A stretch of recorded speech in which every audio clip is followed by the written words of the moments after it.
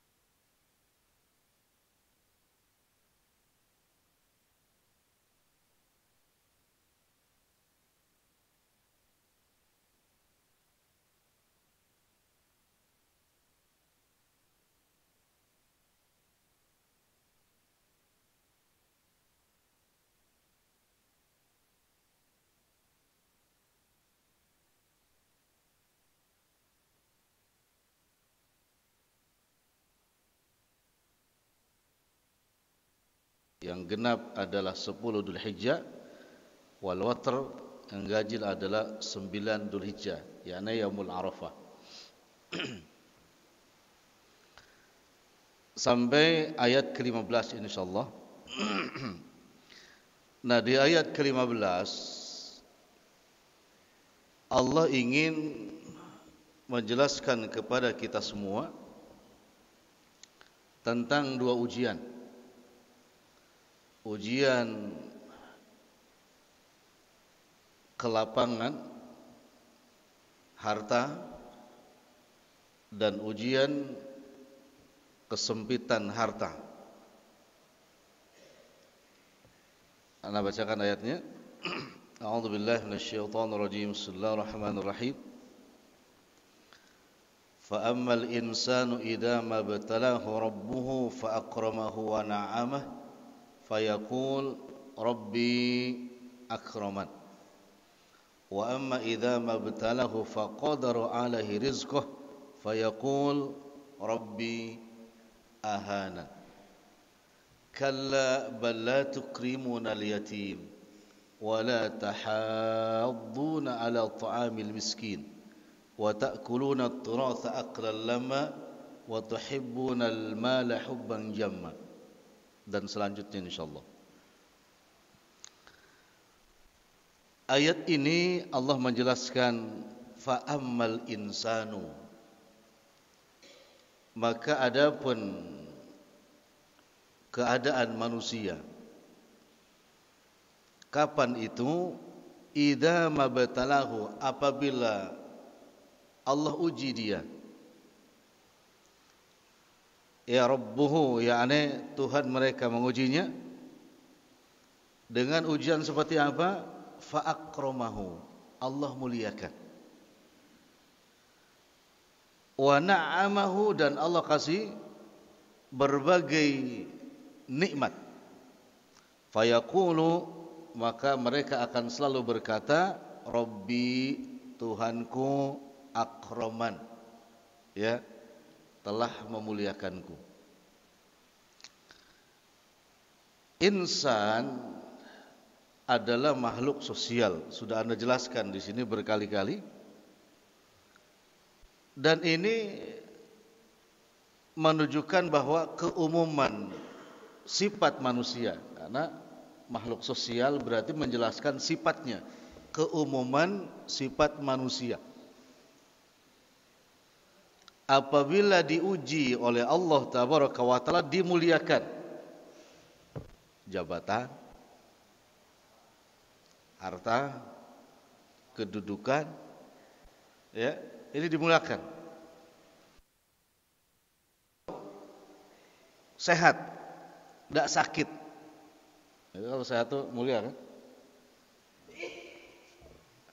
Ada gak orang yang ketika melihat orang sakit, lalu kemudian terlintas dalam hatinya, dan ini tidak boleh, sekali lagi tidak boleh merendahkannya, atau punya prasangka bahwa orang sakit itu bukan, orang yang sakit itu dia orang yang gak baik. Itu tidak boleh, tidak boleh sama sekali, terlintas pun tidak boleh. Karena hakikatnya dua-duanya ujian. Apa yang sehat selamanya gak pernah sakit sama sekali bisa dikatakan, oh dia orang soleh? Bisa? Enggak juga kan? Nah, tapi terkadang keumuman manusia, kalau disebut Pak Amalisan, bukan Anas, keumuman manusia itu apabila diuji dengan yang enak-enak, ya, sering memposisikannya bahwa dia sedang dimuliakan oleh Allah. Ini Allah ingin ngasih tahu kita semua.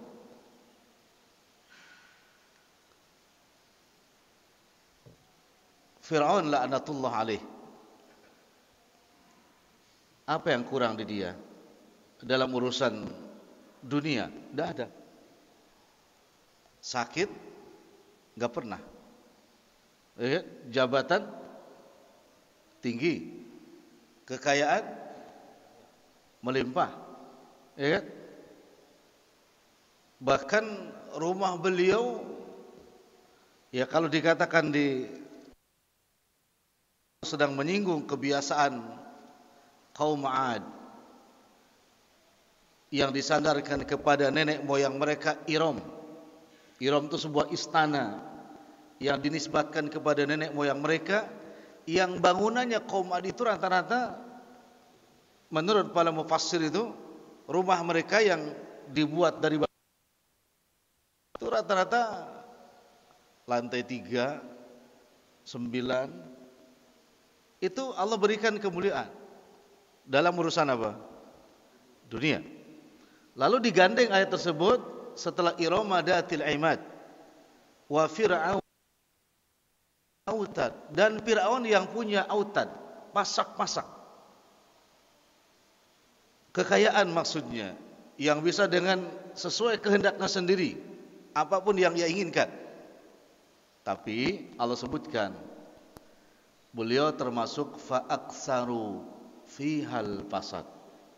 Justru dengan kekayaannya, kesehatannya, membuat banyak kerusakan di muka bumi. Ini sebelumnya. Nah, sehingga Allah mengajak kepada kita semua, jangan mengikuti kebanyakan orang. Apabila diuji dengan kelapangan harta, ya kan, ketinggian kedudukan dimanapun, itu mengatakan, saya ini orang soleh nih. Sampai mendeklarasikan dirinya, saya adalah orang soleh. Tidak usah. Dan gak perlu kayak gitu. Karena ini adalah ibtalahu. Ini merupakan apa? Ujian. Dan ini kan masih ada yang kayak gini, Pak. Begitu dapat rezeki merasa, ya, saya orang baik sih. Apalagi sampai ngomong sama tetangga temennya, rezeki orang soleh, rezeki orang, ya sampai lagi ngaji nih dikasih, alhamdulillah nih rezeki orang soleh nih. Ya. Nah, ini ayatnya ini mengatakan enggak begitu. Nanti ada kala, ya enggak begitu. Karena semua hakikatnya apa tadi? Ibtalahu, Allah sedang mengujinya. Kalau orang diuji itu sedang belajar. Maka boleh mengatakan baik dan tidaknya apabila sudah lulus dari pelajaran itu. Tapi kalau belum lulus, katakan saya masih mahasiswa. Maksudnya saya dan Anda tuh sama loh. Gitu kan? Lalu dikatakan ada orang yang diuji dengan kesempitan, ada orang yang diuji dengan kelapangan. Dia akan mengatakan kita sama aja lah. Saya diuji dengan kelapangannya, Anda diuji dengan apa? Kesempitannya. Nah, hakikatnya manusia, fitrahnya adalah melupakan ujian kebaikan, ya kan? Tapi selalu mengenang ujian keburukan. Ya, umum kan kalau ditanya milih sehat atau sakit, pasti jawabannya sehat. Dan memang doa kita sehat, harusnya, ya kan? Ya, harusnya. Tapi ada orang yang memilih sakit juga ada. Ada yang mengatakan saya kangen ya sakit itu. Ada, Pak. Iya, di kalangan para salaf, Hasan Al-Basri misalkan, dia kangen dengan ujian Allah itu, Pak. Ujian Allah berupa apa? Yang enggak enak. Bahkan kita lihat dulu.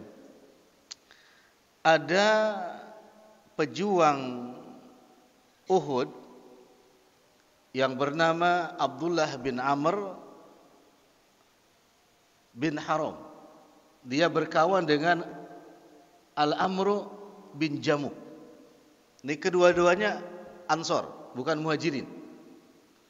Nah, dia punya anak yang namanya Abu Jabir, dan yang satunya anaknya adalah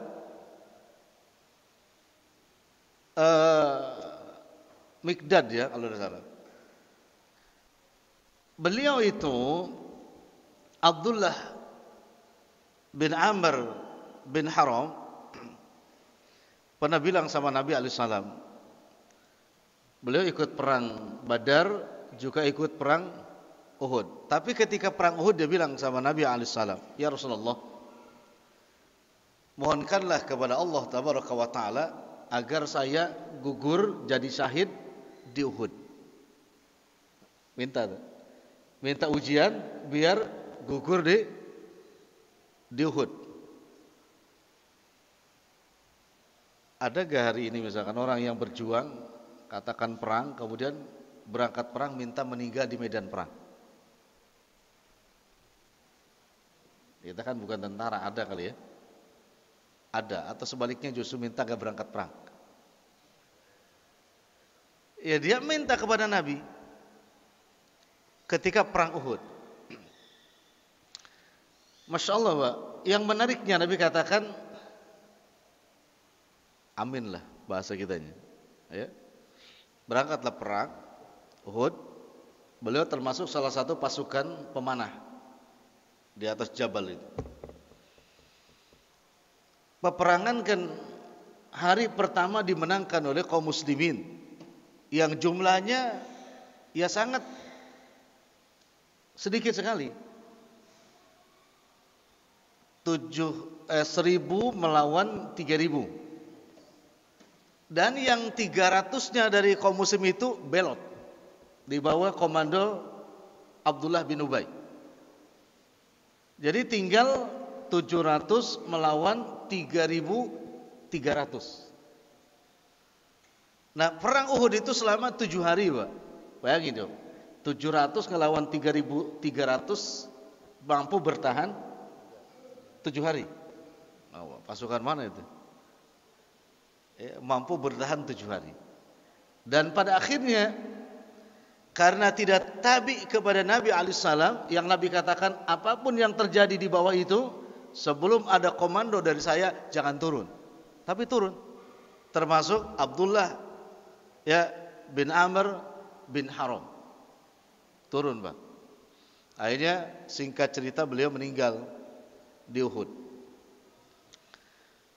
Nah, Ketika meninggal di Uhud, ya, istri-istri para pejuang datang mencari mayat-mayat syuhada Uhud. Dicari-cari, ketemulah Abdullah bin Amr bin Haram. Sebagaimana biasa, ya, kebiasaan mereka, dikumpulkan jasadnya. Karena Abdullah bin Amr bin Haram ini lebih daripada 70 bekas pedang. Termasuk dikatakan jari jemarinya pada putus. Dicari sama istrinya, dikumpulkan, dibungkus dengan bajunya itu, kemudian dinaikkan ke unta, ingin dibawa pulang. Maksudnya mau dimakam di tempatnya. Lalu Nabi katakan, tinggalkan dia. Tinggalkan dia, karena orang yang gugur di medan perang, ya, maka dimakamkan di situ. Lalu kalimat yang indah, Nabi bersabda, kata Nabi SAW, sesungguhnya suamimu sekarang sedang dinaungi oleh sayap-sayapnya para malaikat. Itu belum dikubur. Sedang dinaungi dengan sayap-sayapnya malaikat. Ya sudah. Kemudian digalilah kuburan untuk para syuhada Uhud. Lagi-lagi Nabi katakan, tunggu sebentar, cari sahabat dia yang bernama Amru bin Jamuh. Lalu kuburkan dua orang ini dalam satu lubang. Kuburkan dua orang ini dalam satu lubang. Ini menunjukkan kemuliaan seseorang, ya, yang berteman karena Allah, bersahabat karena Allah, termasuk ketika jihad. Sampai Nabi usulkan, dua yang bersahabat ini di jalan Allah, kuburkan satu lubang berdua. Tapi ya, anak percepat nih. Seminggu kemudian, Nabi alaihissalam menghampiri anaknya Abdullah bin Amr bin Haram untuk menceritakan dengan mimpi beliau tentang dua orang yang meninggal syahid itu.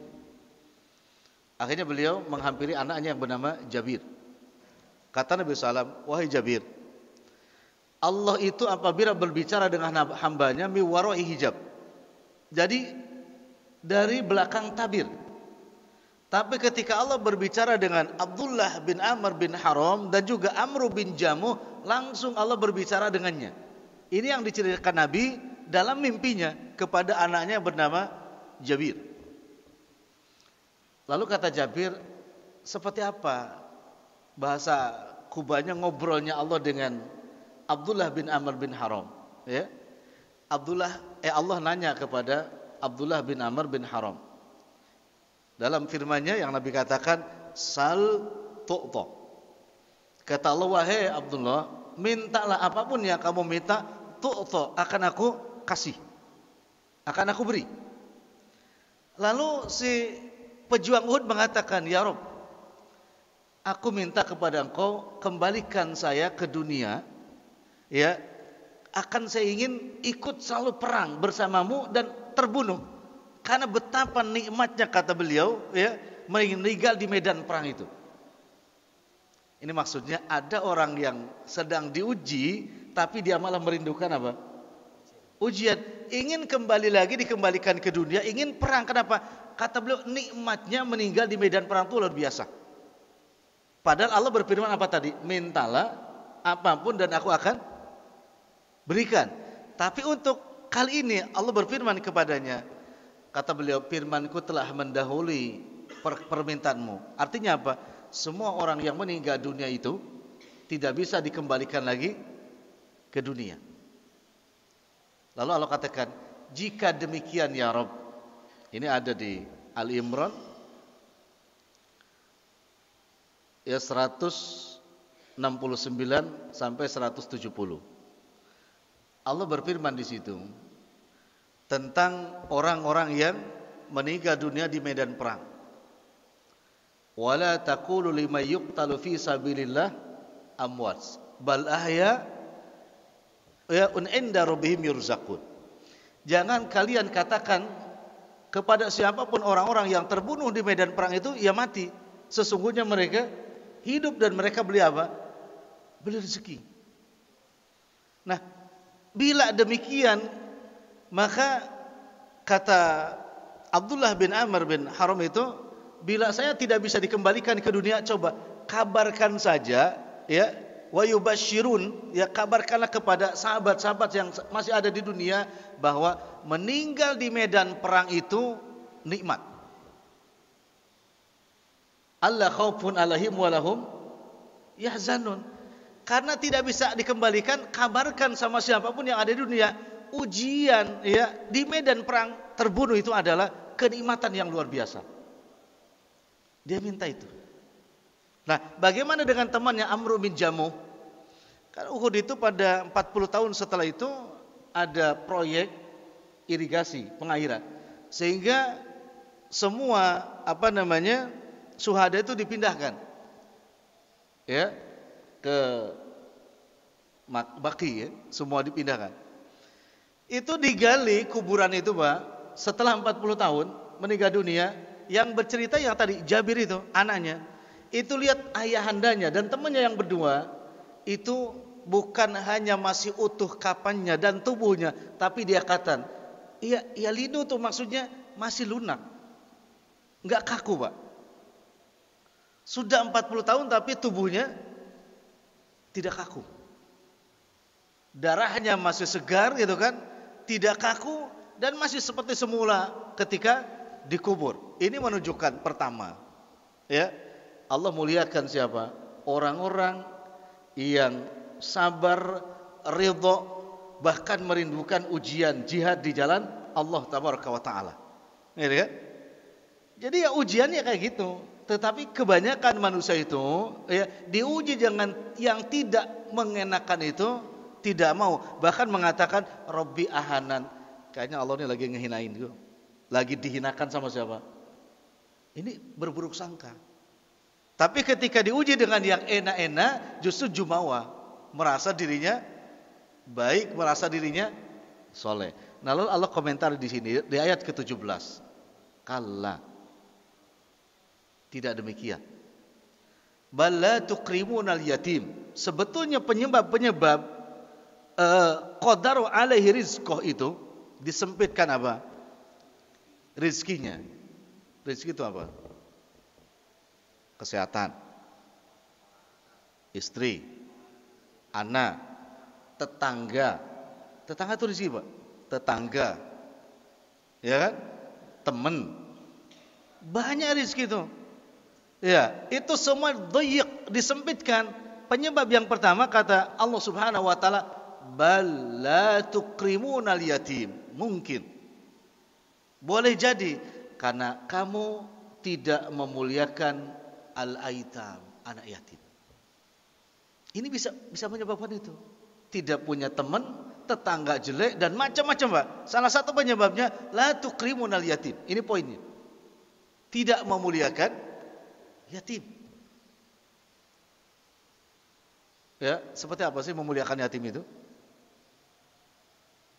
Bukan hanya dilus kepalanya, tapi selalu erat kaitannya ketika hablum minanas itu ya dua, Pak. Satu, menanggung bebannya. Kedua, it'amut ta'am, ngasih makan. Itu di dalam hadis ataupun Quran, Pak, selalu itu didahulukan. Kenapa? Pahala sholat itu ya yang akan menikmati kita dengan siapa? Ya kita dengan Allah itu. Karena hubungan itu.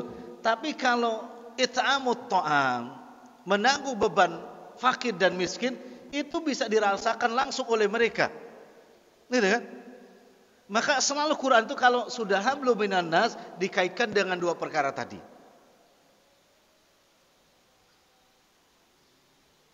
Ngaji bisa lebih sakinah. Apa sakinah itu, Pak? Nah, kapan itu Bapak terakhir dengar kata-kata sakinah atau nasihat sakinah? Ya, nikah aja. Yang ngasih tahu siapa? Penghulu ya. Setelah itu nggak ada lagi ya. Sakinah, mawaddah. Padahal penting itu. Bahkan seorang guru yang ngajar kan perlu ada namanya mawaddah. Bahasa pendidikannya afeksi kan? Afeksi itu mawaddah. Ya kan? Mengajar dengan kasih sayang. Lalu kan ada lagi tambahannya atensi. Ya, atensi itu membatasi bahasa-bahasa yang tidak penting, fokus kepada yang penting. sebetulnya bukan hanya kepada pengantin saja, ada sakinah, mawaddah, warahmah. Para pengajar pendidik juga harus punya itu terus. Ya, afeksi, mawaddah. Kan? Kayak gitu.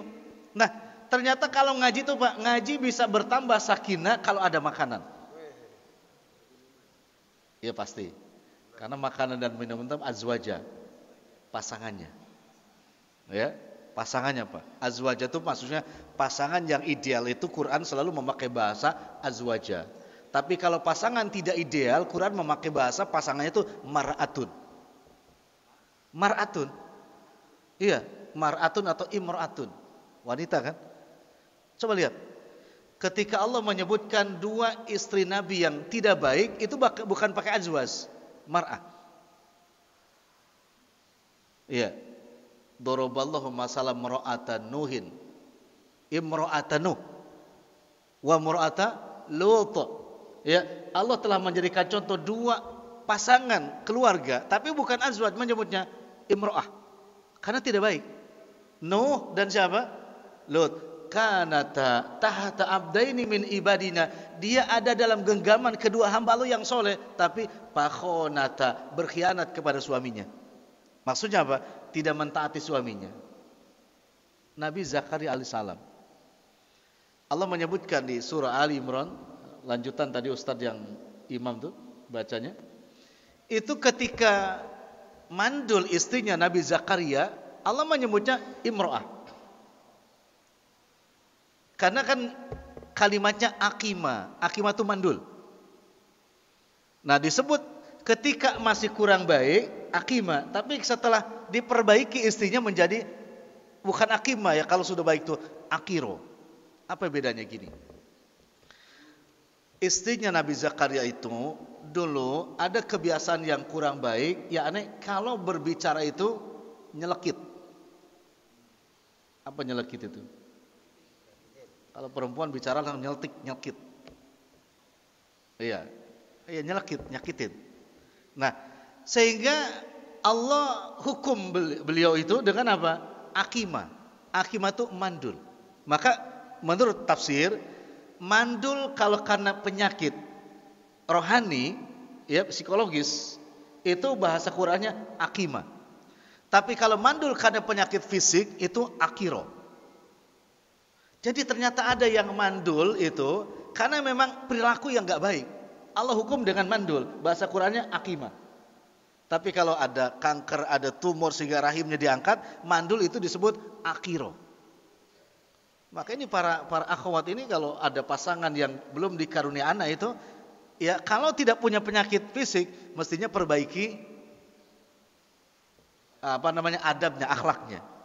Gitu. Nah, setelah memperbaiki ya, Nabi Zakaria tuh menasihati istrinya dan dia baik, maka di Quran disebut fa aslahna lahu zauja.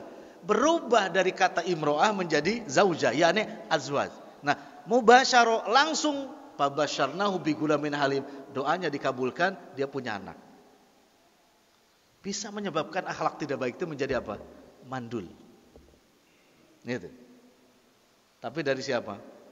Pasangannya, istrinya. Nah, tidak memuliakan yatim itu bisa menyebabkan terhalangnya kita dapat apa? Rezeki, Pak.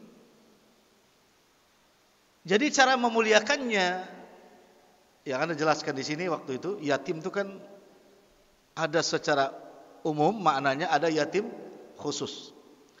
Yatim khusus menurut syariat adalah setiap anak-anak yang ditinggal, yang belum balik, ditinggal oleh ayahnya, yatim.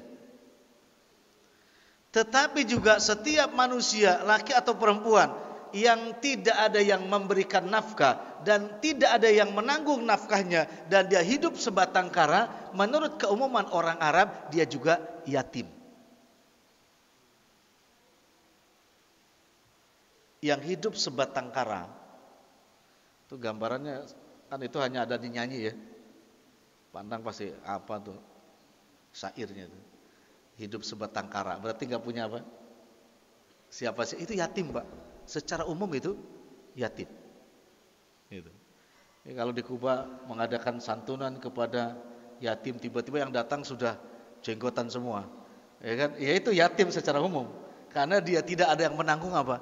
Nafkah, wala ta'aman, wala soraban, wala baitan, wala sohiban. Tidak punya makanan, tidak punya minuman, tidak punya rumah, tidak punya teman. Hidup sebatang kara, itu namanya yatim secara umum. Muliakan mereka. Kalau tidak, bisa menyebabkan rezeki sempit. Satu. Yang kedua, wala tahaduna ala ta'amil miskin. Dan juga bisa menyebabkan rezekinya mahjub, terhalang dengan sebab apa? Perilakunya tidak mau menganjurkan, ya kan, memberi makan kepada orang miskin. Kalau yang pertama kan langsung, ini hanya apa? Menganjurkan aja kok nggak mau, gitu. Hati-hati loh Pak. Nganjurin kan nggak pakai modal, ya kan? Nganjurin, ngajak, Pak, yuk kita patungan lah, itu ke masih. Kalau enggak Pak kan Bapak banyak duitnya, berbagilah Pak sama yang fakir miskin. Itu nganjurin Pak.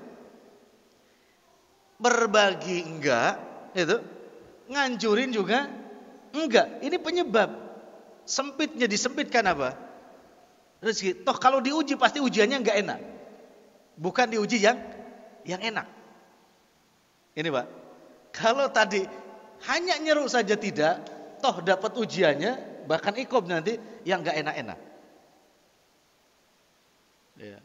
Kalau nyeru itu kan apa? Modalnya enggak enak, berat ya. Berat gimana nih? Ada orang kaya bilang, Pak, berbagi Pak. Kata orang kayanya, enggak usah diajarin. Bilangnya apa? Enggak usah Padahal sebetulnya mengamalkan apa? Ya Al-Fajr ayat 18. Ya kan? Untuk apa? Wala tahaduna ala ta'amil miskin. Jangan sampai tidak menganjurkan ngajak makan. Gitu. Maka Bapak kalau sudah makan di luar, apa nih hari ini? Menunya. Udah. Nah itu kalau ada orang lewat jalan yang sudah makan nanti itu, ajaklah minimal, tawarin. Karena nawarin itu bagian daripada ini ayat ini. Kalau sama sekali tidak menawarkan, tidak menawari berarti masuk ada wala tahaduna ala ta'amil miskin. Mau gak mau ya terserah, yang penting tawarin. Makan payu, nah itu tawarin. Ya.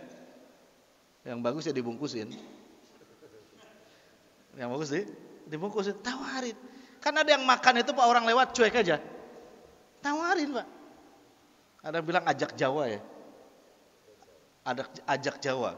Emang Jawa orang ngajak gimana? Atau bahasa lainnya bahasa basi. Iya kan? Ya udah, itu bahasa basi masih masuk kepada tahadun itu. Udah ajak aja. Itu ya. Cukup gak cukup? Tiba-tiba Ustadz makan sedikit, yang diajak mau, ya sudah berbagi. Ya kan? Sudah sedikit diajak mau lagi. Ya udah berbagi. Ini yang ke-18. Masya Allah. 19. Wa ta'kuluna turatha aqlal lamma. Boleh jadi disebabkan karena kalian ini memakan atau menggunakan harta pusaka, yakni harta waris dengan cara yang berlebihan. Akala itu ya'kulu tidak selalu terjemahnya makan. Ya kalau duit kan memang ada yang dimakan juga. Ya, tapi harta benda kan bukan dimakan, digunakan. Jadi ada orang yang mengurus yatim yang punya harta, kemudian dia memakan hartanya itu secara berlebihan. Karena boleh memakannya, tapi bil ma'ruf, dengan cara yang baik. Ma'ruf itu kalau yatim makan telur, yang ngurus yatim juga telur. Jangan yatimnya dikasih makan telur, yang ngurus yatimnya makannya nasi kebuli. Itu termasuk berlebihan. Ya toh? Yang punya yayasan yatim cari duit Pak. Yatimnya cuma ikan teri makannya gitu. Ternyata yang ngurus yang punya yayasannya makannya mewah-mewah. Ini diancam nih oleh ayat 19. Harus sama. Ya, harus sama. 20. Dan boleh jadi ujian menimpa itu yang tidak enak karena apa? Wa tuhibbunal mala hubban jamma. Kamu kata terlalu tuhibbunal mal, Cinta dunia. Dengan cara apa? Hubban jamma, dengan cara mencintainya berlebihan. Iya, yang cinta dunia setelah berlebihan itu akan menghalangi apa namanya? Rezeki yang berkah dari Allah Subhanahu wa taala. Pun dapat rezekinya ya enggak berkah. Punya harta, ya, punya harta, tetapi hartanya justru menjauhkan dia dari Allah tabaraka wa taala. Ini ujian dan bisa iqab, siksa dari Allah. Iya, mestinya kan ketika dia dilapangkan hartanya justru dimudahkan untuk apa? Mensyukuri harta tersebut. Bukan justru jauh daripada syukur kepada Allah. Bila itu yang terjadi, berarti dia sedang dihukum oleh Allah karena dia terlalu cinta dunia. Ingat kalimatnya, bukan tidak boleh tapi terlalu. Wa tuhibbunal mal hubban jamma, terlalu cinta dunia. Kalau cinta dunia, memang fitrah manusia cinta dunia. Zuyyina linnasi hubbus syahawati minan nisa. Itu dipandang indah bagi manusia itu. Ya, ada syahwat, keinginan. Yang pertama apa? An-nisa, wanita. Wanita dunia bukan? Dunia. Kita para laki-laki cinta gak? Oh, warna wawu. Cinta. Bahkan kalau memang apa namanya nggak takut istri, berapa? Masna, wasulasa, waruba, itu kan. Itu Allah tempatkan pertama an-nisa. Dan memang beda karakternya, Pak. Coba kalau ada ngumpul bapak-bapak sama ibu-ibu, kemudian kasih pertanyaan, Bu atau Pak, kira-kira bapak-bapak kalau Allah anugerahkan banyak duit, apa yang akan dilakukan bapak-bapak? Nah, tapi tanya ibu-ibu, kalau Allah anugerahkan banyak duit, apa yang dilakukannya? Shopping, jalan-jalan. Mas, gak butuh laki-laki loh, Pak. Gak butuh. Kalau kita laki-laki langsung Anissa, butuh siapa? Iya, wanita. Tapi kalau wanita gak butuh laki-laki loh, Pak. Hati-hati nih, Pak. Jangan terlalu cinta. Nah, dia butuhnya apa? Jalan, shopping, emas. Itu kenapa? Karena memang Allah ciptakan wanita sebagai zina, perhiasan. Dan dia akan lengket dengan apa? Perhiasannya, bukan laki-laki, Pak.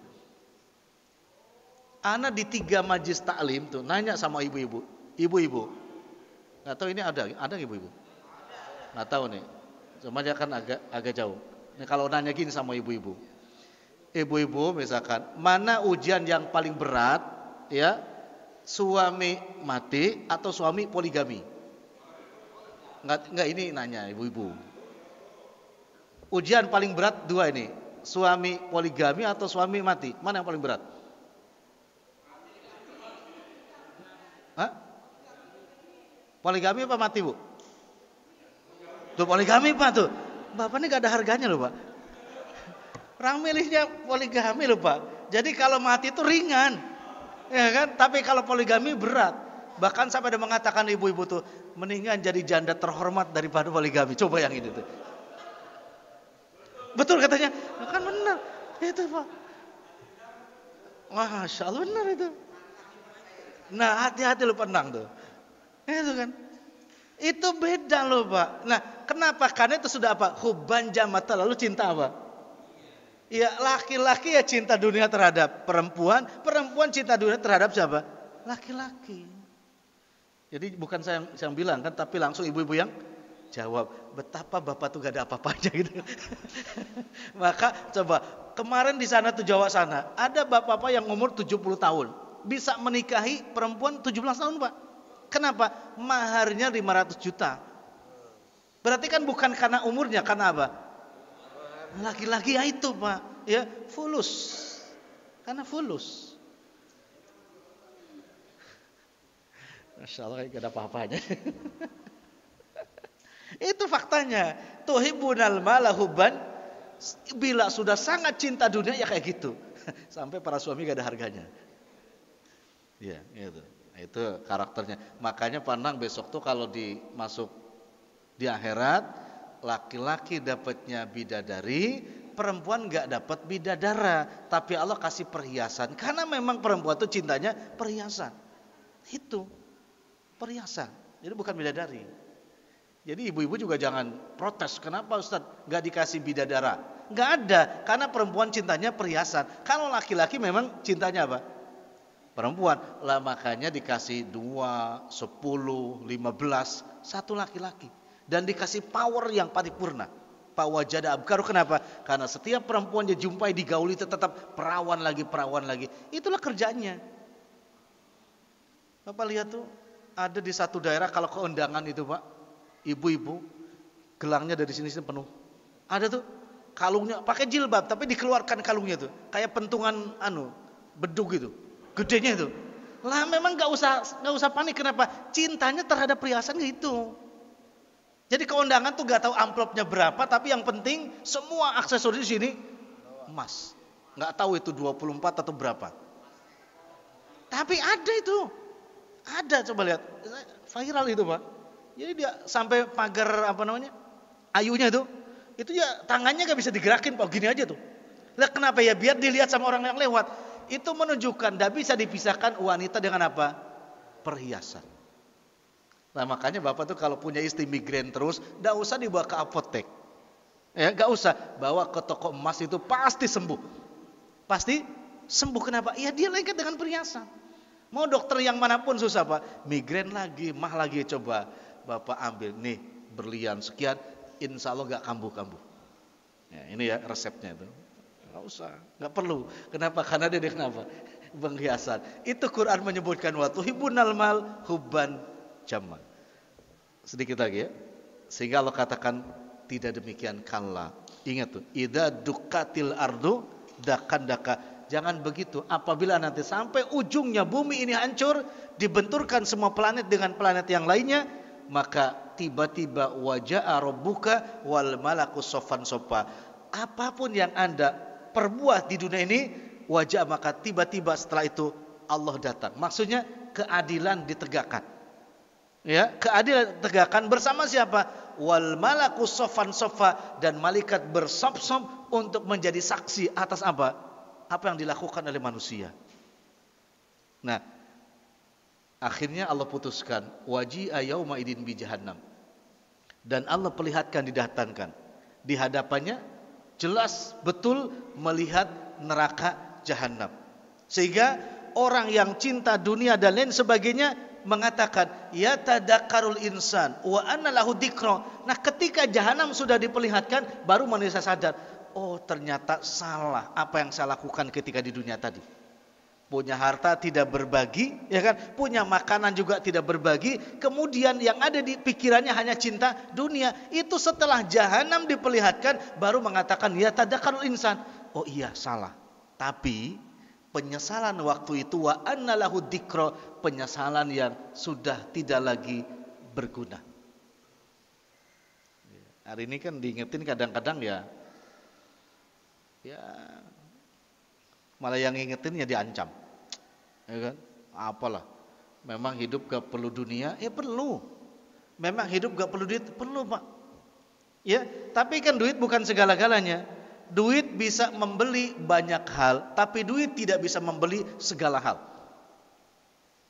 Duit bisa membeli banyak hal, tapi duit tidak bisa membeli segala hal. Duit bisa membeli kasur Pak, tapi duit tidak bisa membeli tidur.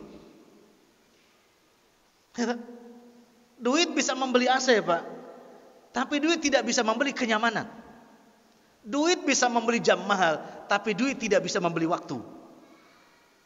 Ya, lah itu kalau berpikir itu baru ingat, sadar kalau sebenarnya neraka jahanam dihadapkan tidak berguna. Sampai dia mengatakan yaqul, mereka akan berkata, jangan sampai ini yang ngomong kita, ya laitani qaddamtu li hayati, aduhai sesungguhnya sekiranya aku ya bisa dikembalikan lagi ke dunia, ya qaddamtu li hayati, akan beramal untuk hidup yang ini sebaik-baiknya, untuk hidup yang kedua kalinya. Ini penyesalan yang memang sudah tidak berguna. Sekali lagi, mudah-mudahan ayat ke-24 ini bukan kita yang mengucapkannya besok. Karena kalau kita yang mengucapkan termasuk kalimat yang sia-sia. Dikit lagi. Fa yauma idin la yu'adzibu adzabahu ahad. Pada hari itu, ya, setelah Allah siksa, maka tidak ada yang bisa menyelamatkan dari adab itu seorang jua pun. wala kawan, wala sahabat, bahkan wala keluarga, tidak ada. Tapi berjuang sendiri, bahkan di neraka juga sendiri, dalam siksaan yang dahsyat. Sehingga wala yusiku wathaqu ahad, tidak ada yang mengikat dengan ikatan seperti, maksudnya apa? Tidak bisa keluar dari manapun, ya, karena diikat tuh gini, Pak. Kata Ibnu Katsir, ada seseorang yang dilemparkan di dalam neraka, ya tidak diikat sebetulnya, tapi karena memang tidak bisa kemana-mana, seakan-akan dia apa? Gini, ibu-ibu atau seorang nenek, ya kan, ngemsi cucunya, akhirnya dia gak bisa ngaji, bahkan gak bisa sholat duha di rumahnya, bahkan susah untuk ngaji. Dia katakan apa? Saya gak bisa ikut ngaji, kenapa? Saya terikat. Dengan apa terikatnya? Ngasuh cucu. Jadi gak mesti bahasanya diikat. Itu orang disiksa tuh begitu, gak bisa kemana-mana, saking apa? Dahsyatnya siksaan. Itu namanya wala yusiku wathaqahu ahad. Akhirnya endingnya sangat indah di surat ini, ya. Allah mengajak kepada orang yang masih hidup, kita hari ini, ya, yang cinta dunia, yang punya harta tidak mau berbagi. Allah katakan, ya ayyatuhan nafsul mutmainnah, wahai jiwa-jiwa yang mutmainnah. Apa mutmainnah itu? Tenang, ya, tenang. Taib. Ada gak manusia yang tidak diuji? Gak ada. Tetapi dia ketika dapat ujian juga mutmainnah, tetap apa? Tenang. Ya, ada gak? Apakah semua manusia kaya? Enggak, tapi ketika dia miskin pun juga mutmainnah. Allah katakan, wahai jiwa yang tenang, hanya taluk bergantung kepada Allah, ya. Irji'i. Ini muannas. Jiwa itu kembalilah kamu, ya, ila rabbiki, kemana? Tuhanmu, radiyatan mardiyah, yang ridha, lagi beridhoinya. Kata Al-Alusi dan Ibnu Katsir, ayat ini diucapkan oleh malaikat di dua tempat. Satu, ketika orang-orang sakaratul maut. Ketika orang beriman sakaratul maut, malaikat akan mengobati orang tersebut dengan kalimat ya ayyatuhan nafsul mutmainnah. Kedua, ketika dia dibangkitkan dari kubur menuju mahsyar, Allah pun akan mengatakan demikian, ya ayyatuhan nafsul mutmainnah. Sebetulnya ayat ini bukan doa, penegasan dari Allah. Tapi kadang-kadang ada yang dibaca itu sebagai bukan doa, penegasan. Ya, kepada siapa? Orang-orang yang memiliki jiwanya tenang. Sehingga Allah katakan di 29, fadkhuli fi ibadi. Ya, bergabunglah kamu bersama ibadi, hamba-hambaku. Ibadi ya ibadur rahman maksudnya, ya, hamba-hambaku. Setelah itu baru wadkhuli jannati, masuklah kamu ke surgaku. Nah, Bapak yang banyak hartanya, maka jadilah jiwanya jiwa yang mutmainnah, yang qadarullah wa masyafa'ala, diuji dengan kesempitan hartanya, maka tetap jadikan jiwa ini jiwa yang mutmainnah. Yang sehat badannya harus mutmainnah, yang sakit juga harus mutmainnah. Apapun ujian yang menimpa kita, harta, jiwa dan lain sebagainya, jadikan jiwa ini yang mutmainnah, gantungkan hanya kepada Allah, maka kita akan digabungkan kelak bersama hamba-hamba Allah. Dan kalau sudah bergabung dengan hamba Allah, maka pasti endingnya adalah masuk surganya Allah Subhanahu wa ta'ala.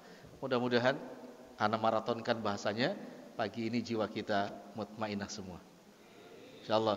Istri bawel juga mutmainnah, istri banyak jajan mutmainnah, apapun gangguannya tetap usahakan harus mutmainnah, karena kita punya Allah insyaallah. Demikian ya. Mudah-mudahan juga diwafatkan dalam keadaan mutmainnah insyaallah. Cukup Pak.